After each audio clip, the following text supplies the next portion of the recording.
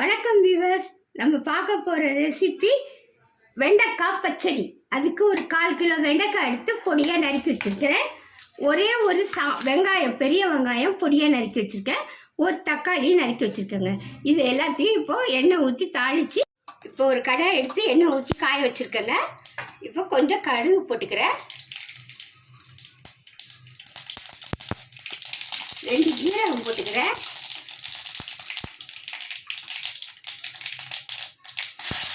வெங்காயம் எடுத்து போட்டுக்கிறேன்.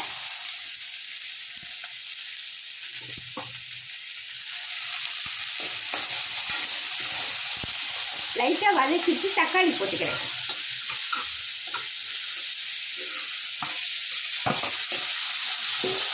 நம்ம நறுக்கி வச்ச வெண்டைக்காய் எடுத்து அதில் போட்டுற வேண்டியதான். கொஞ்சம் அதுக்கு தேவையான உப்பு,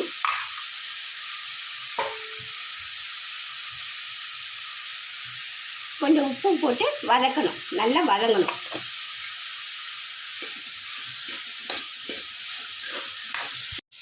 இப்போ வெண்டைக்காய் அந்த வளவளப்பு தன்மையெல்லாம் இல்லாமல் நல்லா கொஞ்சம் வதங்கிடுச்சுங்க.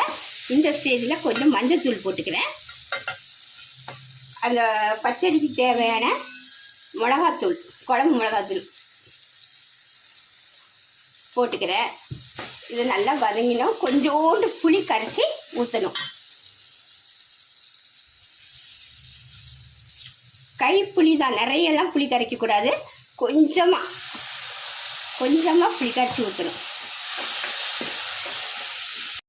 இப்போ ஒரு பத்தை தேங்காய் எடுத்து கொஞ்சம் நைஸாக அரைச்சி வச்சுருக்கிறேன். அந்த தேங்காயையும் எடுத்து அதில் போட்டுற வேண்டியதான். தேங்காய் போட்டு கொஞ்சம் தண்ணி, அதை வேகிறது வரைக்கும் கொஞ்சம் ஒரு 1/2 டம்ளர் தண்ணி ஊற்றணும்.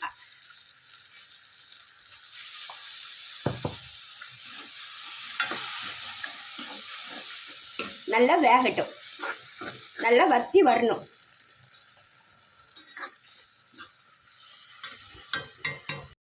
கொஞ்சம் கருவேப்பிலை எடுத்து போட்டுக்கிறேங்க. போட்டு இன்னும் கொஞ்சம் நல்லா வத்தட்டும். இந்த பச்சை வாசனையெல்லாம் போட்டு, இது சாம்பார் சாதத்துக்கு, ரச சாதத்துக்கு, தயிர் சாதத்துக்கு எல்லாத்துக்குமே நல்லா இருக்குங்க. இது செஞ்சு பாருங்கள். நீங்கள் செஞ்சு பாருங்கள். நல்லா வத்திச்சு. இந்த ஸ்டேஜில் ஆஃப் பண்ணிட வேண்டியதாங்க.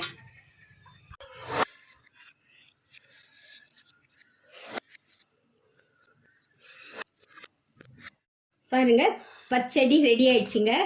இது எல்லா சாப்பாட்டுக்கும் நல்லாயிருக்கும். இது உங்களுக்கு பிடிச்சிருந்தா சப்ஸ்கிரைப் பண்ணுங்கள், ஷேர் பண்ணுங்கள், கமெண்ட் பண்ணுங்கள். இது எப்படி இருந்து கமெண்டில் சொல்லுங்கள்.